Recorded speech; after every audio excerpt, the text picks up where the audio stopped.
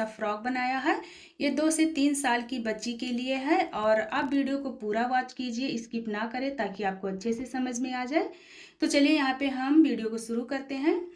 तो यहाँ पे सबसे पहले हम बनाएंगे अफ़गानी सलवार। तो उसके लिए हमने यहाँ पे जो फैब्रिक लिया है वो है डबल फैब्रिक और इसकी लंबाई चौड़ाई हम आपको बता देते हैं। जो इसकी विड्थ है वो हमने ली है 40 इंच, डबल फैब्रिक है और इसे हम इस तरीके से 4 फोल्ड कर लेंगे और 4 फोल्ड करने के बाद में इसका जो विड्थ है वो है 20 इंच और इसकी लेंथ हमने रखी है 13.5 इंच।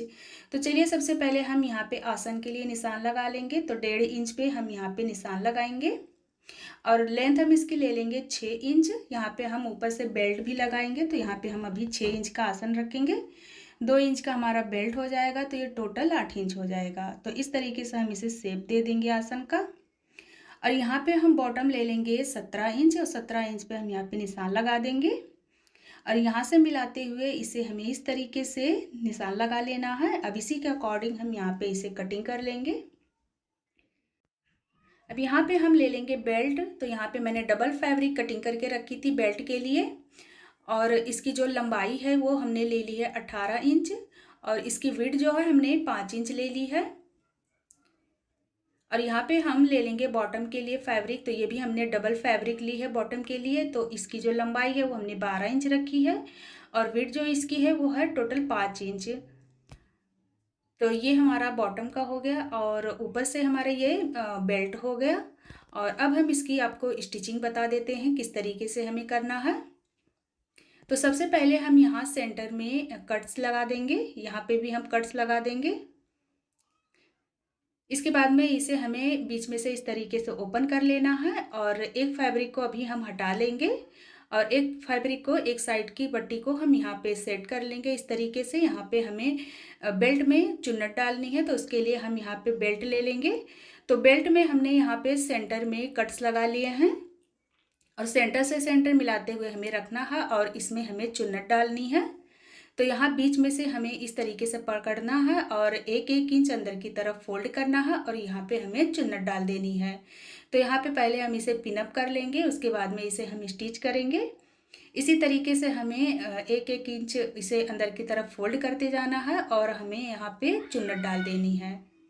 तो यहाँ पे देख सकते हैं हमने बेल्ट के अकॉर्डिंग यहाँ पे चुन्नट डाल दी है। 4 इंच हमने साइड से छोड़ दिया है। अब सेम हमें दूसरी साइड भी 1-1 इंच फोल्ड करना है और इसे हमें चुन्नट डालते हुए रेडी कर लेना है। बस इसे हमें एक साइड की चुन्नट को हमें उस साइड रखनी है और इस साइड की चुन्नट को हमें इस साइड में रखनी है। देखिए इस तरीके से हमें सेंटर से सेंटर मिलाते हुए चुन्नट लगा देनी है और ऊपर से हमें यहाँ पे सिलाई लगा देनी है। उसके बाद में हमें बेल्ट को इस तरीके से रखना है और इसे हमें स्टिच करके रेडी कर लेना है यहाँ से लेके यहाँ तक के।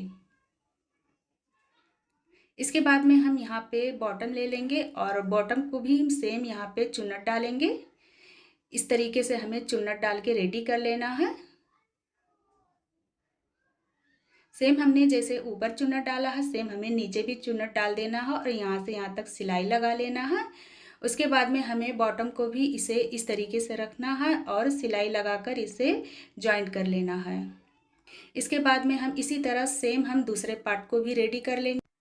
तो देख सकते हैं यहाँ पे हमने दोनों पार्ट को रेडी कर लिया है चुन्नट डाल के। यहाँ पे हमने बेल्ट भी स्टिच कर ली है और नीचे से हमने बॉटम को भी स्टिच कर लिया है।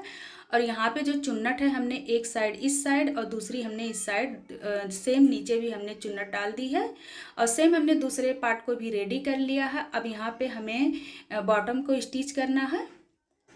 तो यहाँ पे एक पार्ट हम ले लेंगे और ये जो बॉटम है यहाँ पे इसे हम इस तरीके से फोल्ड करेंगे और यहाँ पे रखते हुए हमें सिलाई लगा करके रेडी कर लेना है। सेम हम दूसरे वाले पार्ट में भी बॉटम को इसी तरह से रेडी कर लेंगे।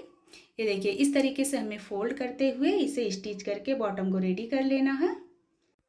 तो यहाँ पे हमने बॉटम को स्टिच करके रेडी कर लिया है, अंदर की तरफ हमने फोल्ड किया है और स्टिचिंग कर ली है। सेम हमने दूसरे वाले पार्ट में भी बॉटम को स्टिच करके रेडी कर ली है। अब यहाँ पे हमें इसे जॉइंट करना है।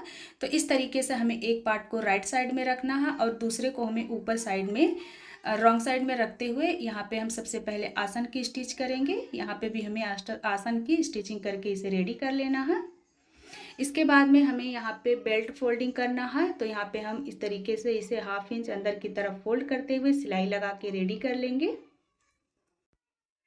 तो देख सकते हैं यहाँ पे हमने दोनों साइड से आसन की स्टिचिंग कर ली है और बेल्ट भी हमने फोल्ड करके सिलाई लगा ली है और 1/2 इंच हमने यहाँ पे इलास्टिक के लिए ओपन रख दी है। अब इस तरीके से हमें इसे अच्छे से सेट कर लेना है। इसके बाद में इसे हमें फाइनल इसकी फिटिंग की सिलाई लगानी है। तो यहाँ से लेकर के हमें यहाँ तक के पौना इंच का मार्जिन रखते हुए हम इसे सिलाई लगाकर फिटिंग की सिलाई लगा लेंगे। उसके बाद में यहाँ पे हम इलास्टिक ऐड करेंगे। तो यहाँ पे हमने फिटिंग की सिलाई लगा ली है यहाँ से यहाँ तक के। अब इसे हम पलट करके सीधा कर लेंगे। तो इसे हमने सीधा कर लिया। अब यहाँ पे हम इलास्टिक लगाएंगे।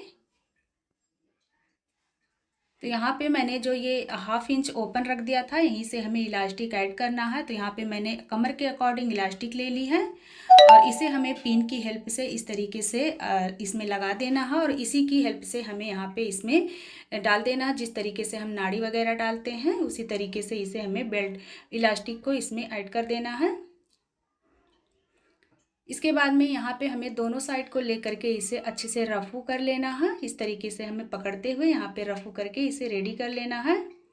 उसके बाद में यहाँ पे हमने जो ओपन रखा उससे हम फैब्रिक को सिलाई लगा लेंगे। सिलाई लगाने के बाद में यहाँ पे बीच में हम एक सिलाई लगाकर रेडी कर लेंगे ताकि बेल्ट पलटे ना। तो यहाँ पे हमने इलास्टिक डाल करके रेडी कर लिए। स्टिचिंग करके बीच में से भी हमने एक सिलाई लगा दी है और यहाँ पे हमारे अफगानी सलवार की कटिंग और स्टिचिंग पूरी हो गई। और यहाँ पे फ्रेंड्स, अगर इसकी टोटल फैब्रिक आप जानना चाहते हैं तो 1/4 मीटर आप ले लीजिए। 1/4 मीटर में आप 2 से 3 साल बच्ची के लिए अफगानी सलवार इजीली बन करके रेडी हो जाएगा। तो चलिए अब यहाँ पे हम फ्रॉक की कटिंग कर लेते हैं। तो फ्रॉक की कटिंग करने के लिए यहाँ पे मैंने टॉप के लिए फैब्रिक ले लिया है, डबल फैब्रिक है। तो सबसे पहले हम यहाँ पे लेंथ इसकी बता देते हैं। तो 15 इंच इसकी जो है चौड़ाई है और लेंथ हमने इसकी ले ली है 9.5 इंच। सबसे पहले हम यहाँ पे टॉप की कटिंग करेंगे। तो इसे हम इस तरीके से फोल्ड कर लेंगे। फोल्ड करने के बाद में यहाँ पे हम शोल्डर्स ले लेंगे 5 इंच और 5 इंच पे हम यहाँ पे मार्क कर देंगे। और आर्म होल हम लेंगे यहाँ पे 4.5 इंच। तो 4.5 इंच पे यहाँ पे हम मार्क कर देंगे और इस तरीके से हमें यहाँ पे लाइन ड्रॉ कर लेना है। और अब हम यहाँ पे चेस्ट का निशान लगाएंगे। तो टोटल हम यहाँ पे 7 इंच पे निशान लगा लेंगे मार्जिन लेके। ये 6 इंच पे रेडी होगा। यहाँ पे हम 6 इंच पे निशान लगा देते हैं। ये सिलाई वाला निशान है। टोटल हमने यहाँ पे 7 इंच का निशान लगाया है। अब इस तरीके से हमें मिलाते हुए लाइन ड्रॉ कर लेनी है। और वेस्ट हम ले लेंगे यहाँ पे 6.5 इंच मार्जिन लेके। 5.5 इंच ये टोटल रेडी होगा फिटिंग इसकी।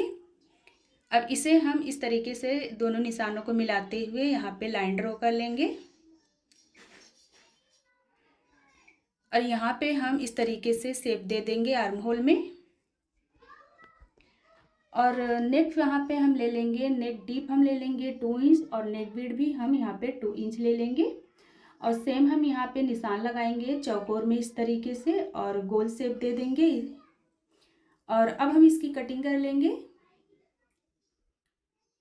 तो यहाँ पे हमने टॉप की कटिंग कर ली है। अब इसे हम इस तरीके से ओपन कर लेंगे और एक पार्ट को हम अलग रखेंगे।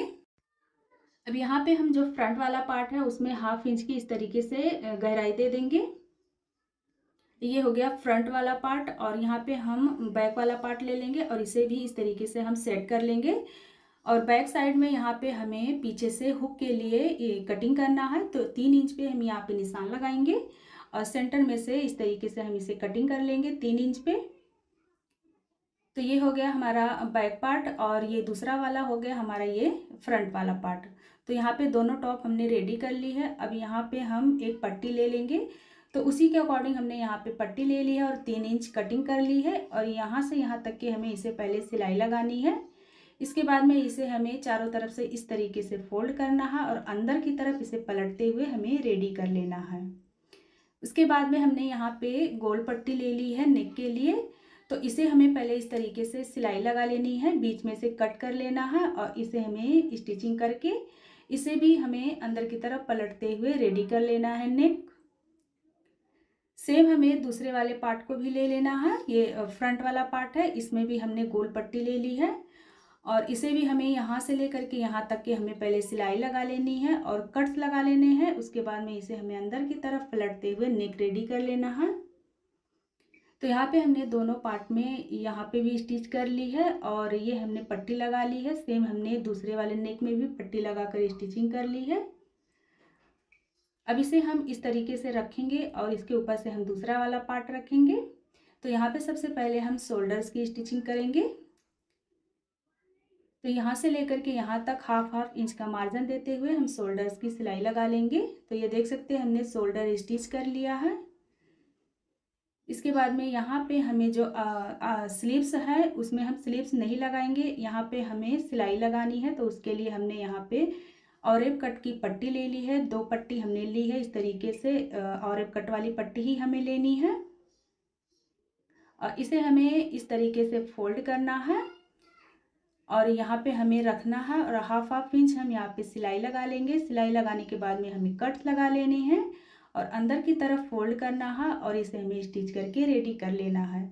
सेम हमने दूसरी पट्टी भी ली है, उसे भी हमें यहाँ पे सेम इसी तरह से सिलाई लगाकर अंदर की तरफ पलटते हुए इसे रेडी कर लेना है।